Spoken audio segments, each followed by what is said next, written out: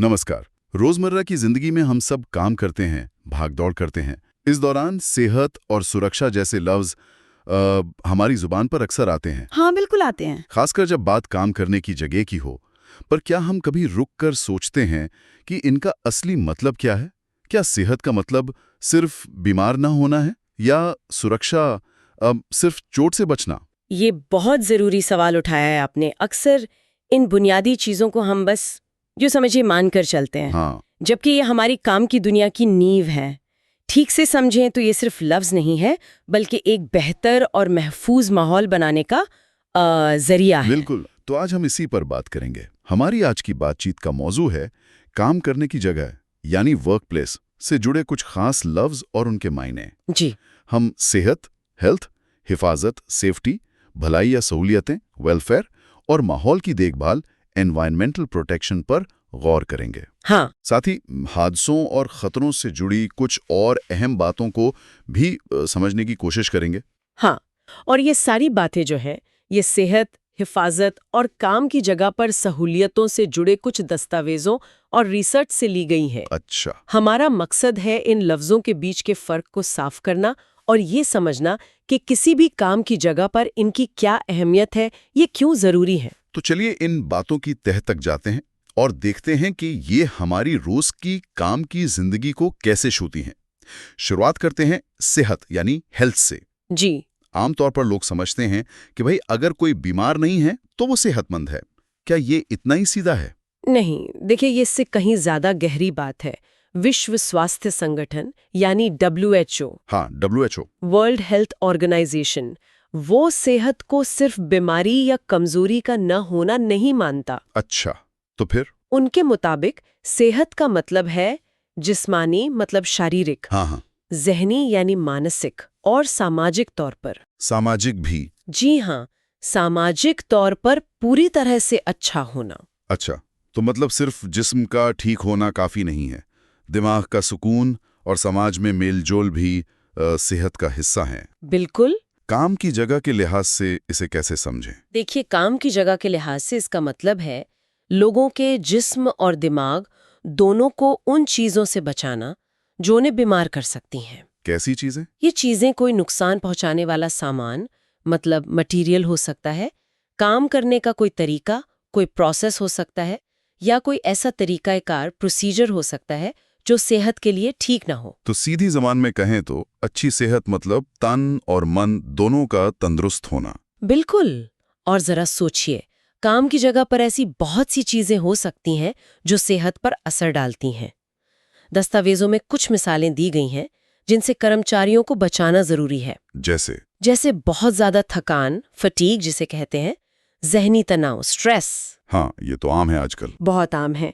फिर लगातार शोर की वजह से सुनने की ताकत कम होना, नॉइज इंड्यूस्ड हियरिंग लॉस या NIHL।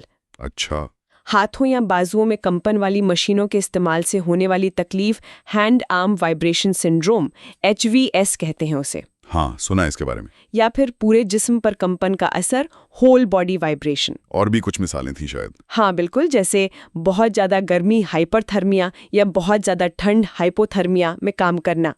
धूल मिट्टी वाली जगह पर काम करने से फेफड़ों की बीमारी जैसे सिलिकोसिस, ओह, चमड़ी या जल्द की प्रॉब्लम डर्मेटाइटिस या फिर दमा, अस्थमा जैसी दिक्कतें, ये सब काम से जुड़ी सेहत की परेशानियां हो सकती हैं। ये तो काफी लंबी लिस्ट है। इस पूरी तस्वीर का मतलब क्या है?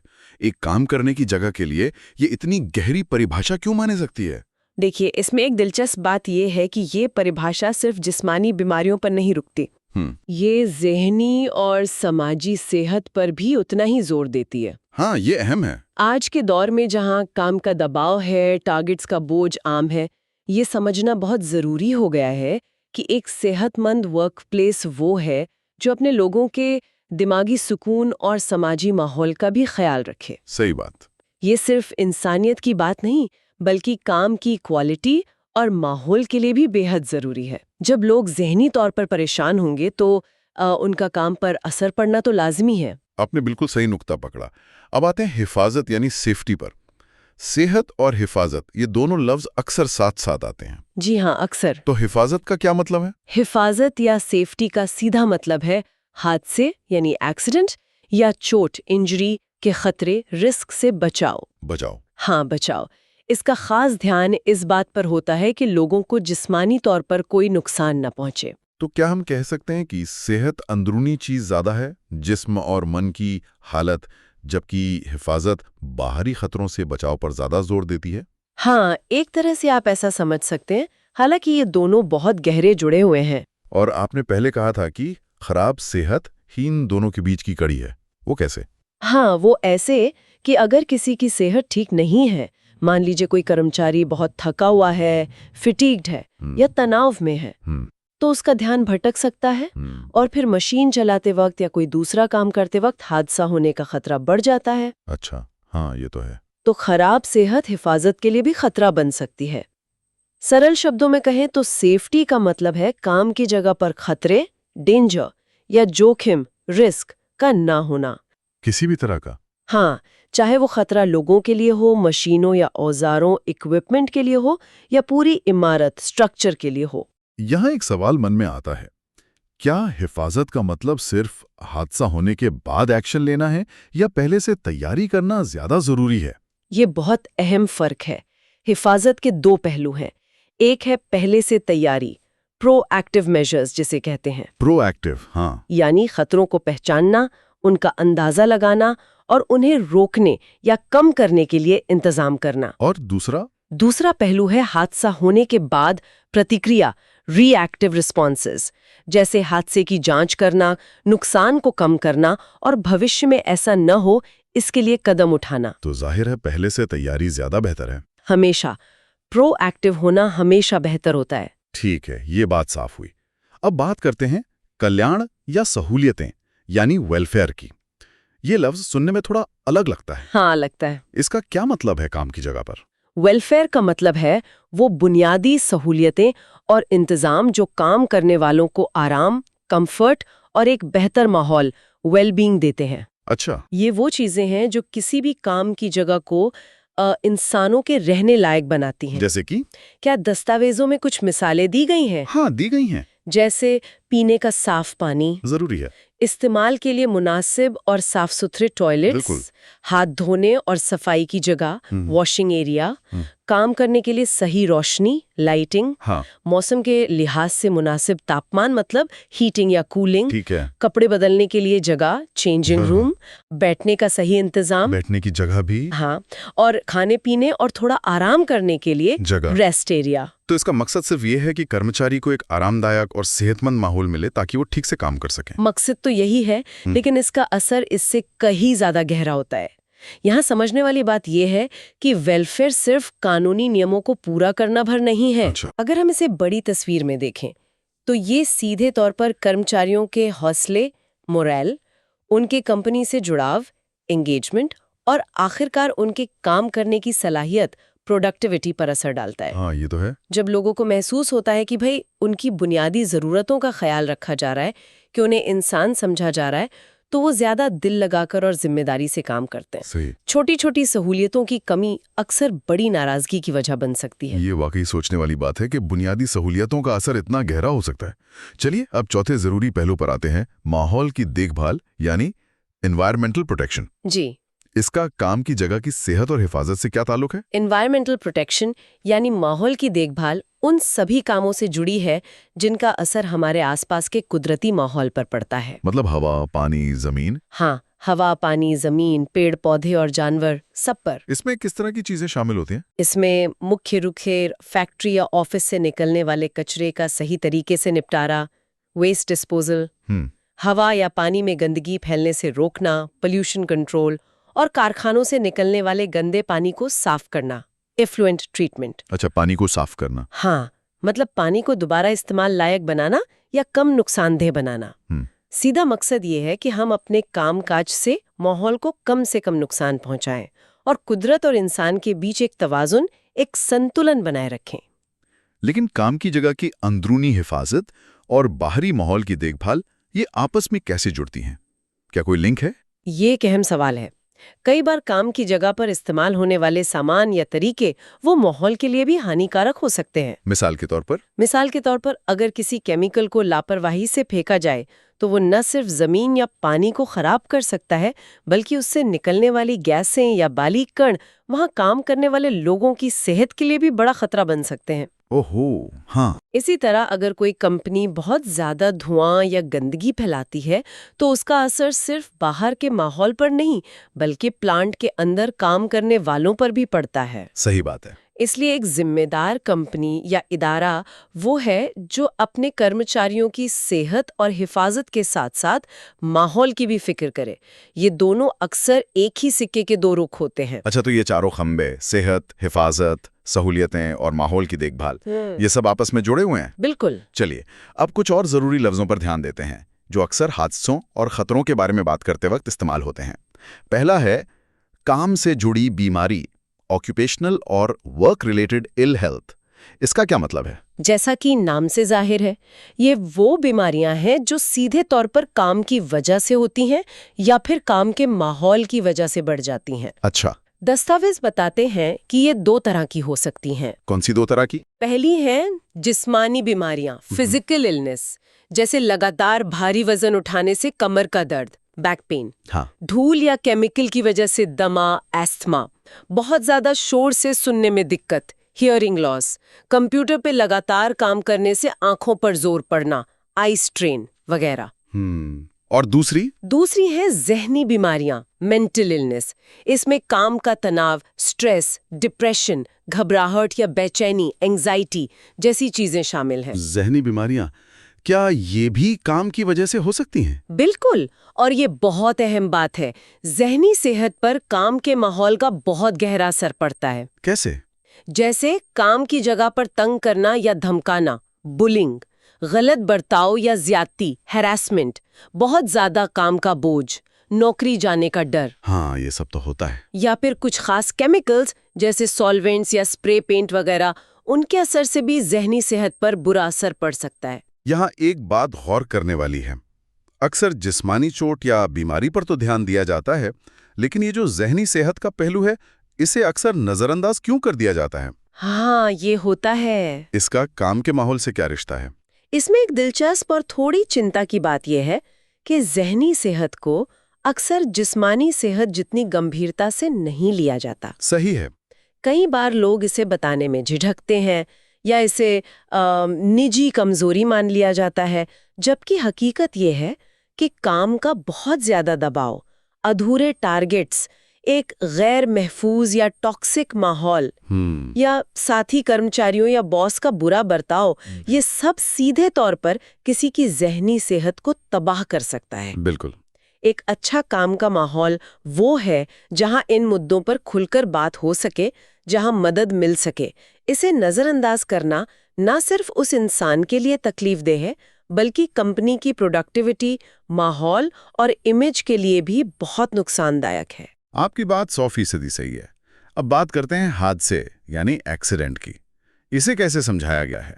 हादसा, एक्सीडेंट, कोई भी ऐसा वाकया है जो बिना किसी प्लान के, अनप्लान्ड, हाँ अनप्लान्ड, और जिसके नतीजे में किसी इंसान को चोट लगती है, वो बीमार पड़ता है, या फिर किसी सामान, प्रॉपर्टी, मशीनरी या माहौल, एनवायरनमेंट को नुकसान पहुंचता है। और ये अनजाने में होता है। हाँ, खास बात यह है कि ये बिना इरादे के अनइंटेंशनल होता है और नुकसान, मौत या किसी तरह की हानि, लॉस का सबब बनता है। और एक लफ्ज है बाल बाल बचना या निकट चूक, नियर मिस। ये क्या होता है? नियर मिस एक ऐसी घटना है जिसमें नुकसान हुआ तो नहीं, अच्छा, लेकिन नुकसान होने का पूरा पूरा अंदेशा था। मतलब बस किस्मत अच्छी थी कि कोई बड़ी गड़बड़ नहीं हुई।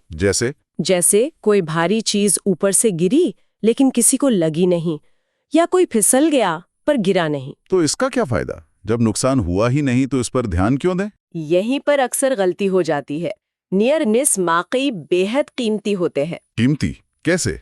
क्योंकि ये हमें चेतावनी देते हैं। इनसे सीख लेकर हम भविष्य में होने वाले असली हादसों को रोक सकते हैं। अच्छा, अगर हम ये समझें कि कोई बाल बाल क्यों बचा, तो हम उन वजहों को दूर कर सकते हैं ताकि अगली बार वो नियर मिस एक असली हादसे में ना बदल जाए। तो उसका मतलब है कि नियर मिस की रिपोर्टिंग करना, उसे दर्ज करना बहुत जरूरी है। बेहद जरूरी। अगर हम इसे बड़ी तस्वीर में देखें तो ये हिफाजत को बेहतर बनाने का एक प्रोएक्टिव यानी पहले से तैयारी वाला तरीका है। हाँ, प्रोएक्टिव। ये हमें बताता है कि हमारे सिस्टम में, हमारे काम करने के तरीकों में कहाँ कमजोरियां हैं, जिन्हें ठीक करने की जरूरत है, इससे पहले कि कोई गंभीर हादसा हो जाए। सही। बिना रिपोर्टिंग के हम सीखने का एक अहम मौका गवा देते हैं।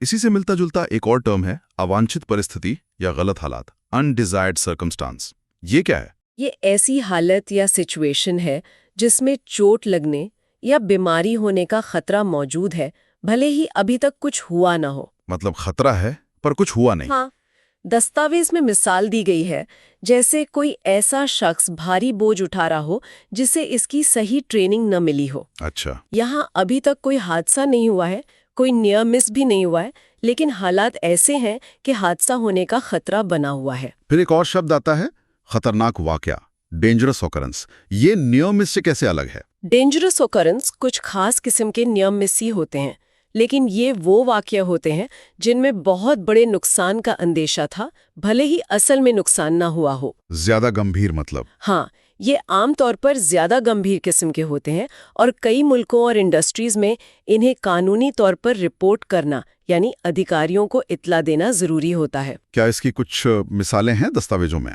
हाँ, जैसे किसी बिल्डिंग में लगी लिफ्ट या कंस्ट्रक्शन साइट पर क्रेन का गिर जाना, ओहो। किसी खुदाई करने वाली मशीन का ऊपर से गुजर रही बिजली की लाइन से टकरा जाना, बाप रे। या कोई ऐसा धमाका या आग लगना जिसकी वजह से काम 24 घंटे से ज्यादा वक्त के लिए रुक जाए। ये सब गंभीर वाक़े हैं जो बड़े हादसों का सिग्नल हो सकते हैं। चलिए अब दो बहुत आम लफ्जों पर आते हैं जो अक्सर एक दूसरे की जगह इस्तेमाल हो जाते हैं, हैजर्ड और रिस्क। हाँ, ये बहुत कंफ्यूजिंग होते हैं। इनमें क्या फर्क है? पहले हैजर्ड को समझते हैं। हैजर्ड यानी खतरे का सबब या जोखिम कारक। ये कोई भी ऐसी चीज है जिसमें नुकसान पहुंचाने की कुदरती सलाहियत या क्षमता, पोटेंशियल हो। क्षमता? हाँ, पोटेंशियल। चाहे वो लोगों को नुकसान पहुंचा सकती हो, किसी सामान या प्रॉपर्टी को, या माहौल को। ये कोई चीज हो सकती है, जैसे तेज धार वाला औजार। कोई केमिकल हो सकता है, काम करने का कोई गलत तरीका हो सकता है, या माहौल का कोई पहलू, जैसे बहुत ज्यादा शोर। जैसे कि किसी फर्श का गीला होना एक हैजार्ड है क्योंकि इसमें किसी के फिसलने की सलाहियत है। बिल्कुल सही कहा, वो पोटेंशियल है फिसलने का। अब आते हैं जोखिम यानी रिस्क पर। रिस्क क्या है? हैजार्ड से कैसे अलग है ये? रिस्क का मतलब है कि किसी हैजार्ड से हकीकत में नुकसान होने का कितना इम्कान है, मतलब संभावना, लाइकलीहुड। कितना चांस है? हाँ, कितना चांस है, और अगर नुकसान हुआ तो वो कितना संगीन होगा, कितना गंभीर, सेवेरिटी, इन दोनों बातों का मेल। अच्छा, चांस और गंभीरता दोनों। जी हैं। आपका गीले फर्श वाला उदाहरण लेते हैं। गीला फर्श होना हज़ार्ड है। हाँ। लेकिन अगर वो फर्श ऐसी जगह जहां दिन भर में बस एक आध आदमी आता जाता है तो रिस्क कम है। ठीक। पर अगर वही गीला फर्श किसी भीड़ भाड़ वाले रास्ते पर है जहां हर मिनट कई लोग गुजरते हैं तो वहां फिसल कर गिरने का रिस्क बहुत ज्यादा है। तो रिस्क सिर्फ हैजार्ड के होने से तय नहीं होता, बल्कि इस बात से तय होता है कि उसे नुकसान होने का कितना चांस है और नुकसान कितना बड़ा हो सकता है। एकदम सही। और अच्छी बात यह है कि जहां हैजर्ड को शायद पूरी तरह खत्म करना मुमकिन ना हो, हाँ, वही अच्छे इंतजाम, मैनेजमेंट और बचाव के तरीकों, कंट्रोल मेजर से रिस्क को काफी हद तक कम किया जा सकता है। जैसे गीले फर्श वाले केस में चेतावनी का बोर्ड लगाकर, फर्श को जल्दी सुखाकर या उस हिस्से को थोड़ी देर के लिए बंद करके रिस्क को कम किया जा सकता है। ठीक है। दस्तावेजों में इम्कान यानी संभावना की कुछ किस्में भी बताई गई हैं। हाँ, रिस्क का अंदाजा लगाने में आसानी हो इसके लिए संभावना को कुछ दर्जों में बांटा गया है। क्या है वो दर्जे? जैसे सर्टेन यानी यकीनी, मतलब जरूर होगा। लाइकली, गालिब इम्कान, अक्सर हो सकता है। पॉसिबल, मुमकिन, हो सकता है। अनलाइकली, कम इम्कान, शायद ही हो। और रेयर, नादिर, मतलब शायद कभी ना हो। अच्छा, ये कैटेगरीज हैं। जी, ये दर्जे रिस्क असेसमेंट यानी जोखिम का अंदाजा लगाने के अमल में मदद करते हैं। रिस्क असेसमेंट, ये क्या प्रक्रिया है? जरा आसान लफ्जों में बताएंगी। रिस्क असेसमेंट एक सोचा समझा सिस्टमैटिक तरीका है। इसमें पहले तो काम की जगह पर मौजूद सभी हैजर्ड्स यानी खतरों के सबब को पहचाना जाता है। पहला स्टेप, पहचानना। हाँ, फिर उनसे जुड़े रिस्क्स का अंदाजा लगाया जाता है, मतलब नुकसान का इम्कान कितना है और नुकसान कितना संगीन हो सकता है। दूसरा स्टेप, अंदाजा लगाना। बिल्कुल। और आखिर में इन रिस्क्स को काबू में करने या कम करने के लिए जरूरी कदम उठाए जाते हैं या उनकी सिफारिश की जाती है। तीसरा स्टेप, कंट्रोल करना। जी, पहचानना, अंदाजा लगाना और कंट्रोल करना। बहुत खूब। आखिर में बात करते हैं हादसों या घटनाओं के कारणों, कॉजेज की। दस्तावेजों में 3 तरह के कारणों का जिक्र है, फौरी, बुनियादी और असली वजह। हाँ, ये बहुत महत्वपूर्ण है। चलिए इसे जरा और खोलते हैं। हाँ, किसी भी हादसे या गड़बड़ी के पीछे अक्सर एक नहीं बल्कि कई वजह होती हैं जो परतों में छिपी होती हैं। परतें। हाँ, लेयर्स। सबसे ऊपर की परत है फौरी वजह, इमीडिएट कॉज। ये वो वजह है जो हादसे के वक्त या ठीक पहले मौजूद होती है और सीधे तौर पर नजर आती है। जैसे मशीन पर सेफ्टी गार्ड नहीं लगा था या कर्मचारी का पैर फिसल गया। ये लक्षण की तरह हैं। अच्छा, सिम्टम्स। हाँ, इसके नीचे होती है बुनियादी वजह, अंडरलाइंग कॉज। ये वो कमजोरियां हैं जो हमारे सिस्टम, तरीकों या माहौल में मौजूद होती हैं और फौरी वजहों को जन्म देती हैं। जैसे सुपरवाइजर का ध्यान न देना, रिस्क असेसमेंट ठीक से न किया जाना, ट्रेनिंग की कमी या काम जल्दी खत्म करने का बहुत ज्यादा दबाव। ये असल बीमारी की तरफ इशारा करती हैं। और सबसे नीचे? और सबसे गहरी परत है असली वजह या जड़ वजह, रूट कॉज। ये वो बुनियादी मसला है जिसकी वजह से बुनियादी और फौरी वजहें पैदा होती हैं।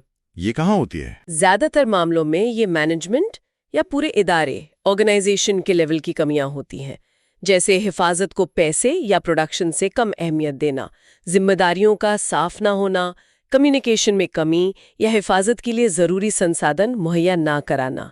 ये बीमारी की जड़ होती है। तो इसका मतलब क्या हुआ? सिर्फ फौरी वजहों को ठीक करने के बजाय असली वजह, रूट कॉज तक पहुंचना क्यों इतना जरूरी है? ये एक बहुत अहम सवाल है और यहीं पर अक्सर चूक हो जाती है।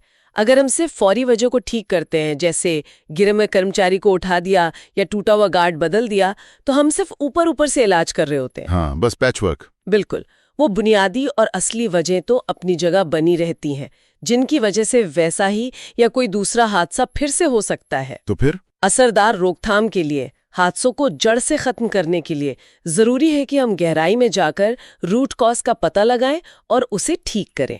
ये पूरे सिस्टम को सुधारने जैसा है, न कि सिर्फ एक लक्षण का इलाज करने जैसा। दस्तावेज यही इशारा करते हैं कि ज्यादातर बड़े हादसे सिस्टम की नाकामी का नतीजा होते हैं, न कि सिर्फ किसी एक इंसान की गलती का। ये बात वाकई बहुत वजन रखती है। तो हमने आज सेहत, हिफाजत, सहूलियतें, माहौल की देखभाल और इनसे जुड़े कई अहम लफ्जों जैसे हादसा, नियर मिस, हैजर्ड, रिस्क और हादसों की वजहों को समझने की कोशिश की। जी हाँ, काफी विस्तार से बात हुई। ये साफ है कि काम करने की जगह पर इन सभी पहलुओं पर एक साथ ध्यान देना कितना जरूरी है, न सिर्फ नियमों के लिए बल्कि एक अच्छे, महफूज और कामयाब माहौल के लिए। बिल्कुल।